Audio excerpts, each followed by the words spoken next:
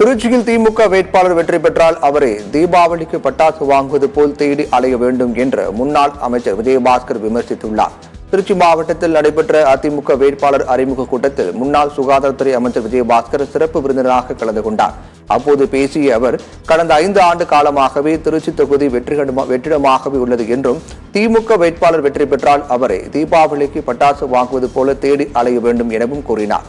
ஆனால் அதிமுக வேட்பாளர் கருப்பையா உங்களோடவே இருந்து பணியாற்றுவார், ஒற்றை விரலால் ஓங்கி அடிப்போம், எதிரிகளை சிதறடிப்போம் எனவும் உணர்ச்சி பொங்க கூறினார்.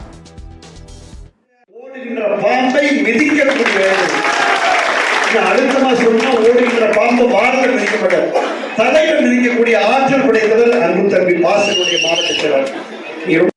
ஒட்டுவதற்கு இடமில்லாமல் எழுச்சியோடு இந்த கூட்டம் தொடர்ந்து கை தட்டிக் கொண்டு விசிலடித்துக் கொண்டு உறக்க கையை தூக்கிக் கொண்டு இறந்த இலைக்கு தான் ஓட்டு கருப்பையாக ஓட்டு அடுத்ததாக சொல்லுகிறார். கூட்டமாக ஆச்சரியமாக இருக்கிறது, பொறாமையாக இருக்கிறது. காலையிலே புதுக்கோட்டையினுடைய செயல்கள் கொண்டு நடந்தது.